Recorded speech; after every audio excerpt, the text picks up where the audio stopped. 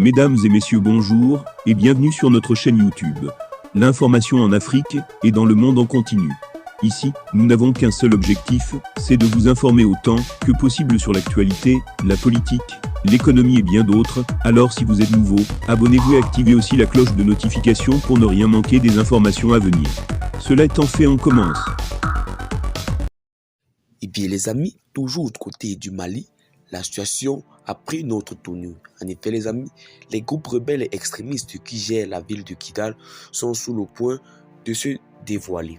En effet les amis, selon le journaliste Serge Daniel, des rebelles à Kidal ont tenu une réunion urgente ce jeudi 5 janvier 2023 dans la ville qu'ils contrôlent.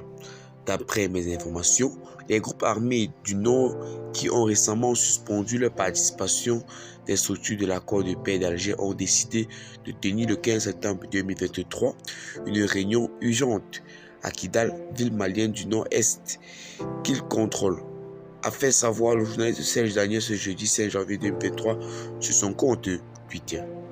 Notons que dans cette lettre de son président Al-Gabas Entala a envoyé samedi 10 décembre au ministre algérien des Affaires étrangères Ramdan Lamara et rendu public dimanche.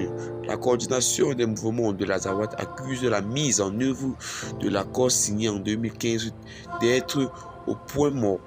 Dans sa lettre, la coalition demande qu'une réunion se tienne avec l'ensemble de la médiation internationale au plus vite dans un lieu neutre.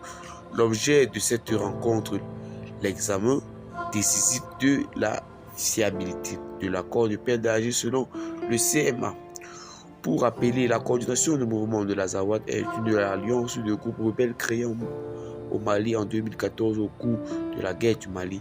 De fait, ils se sont alliés opportunément avec certains éléments affiliés au groupe djihadiste ayant prêté allégeance à Al-Qaïda pour chasser les forces armées du Mali de la partie nord du pays.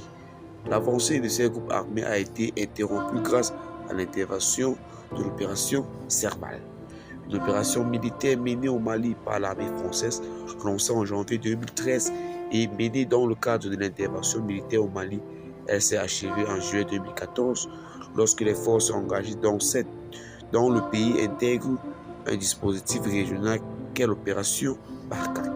Cette dernière opération a pris fin le mercredi 9 novembre 2022. Dès lors, le nord du Mali est en proie à la résurgence des attaques terroristes.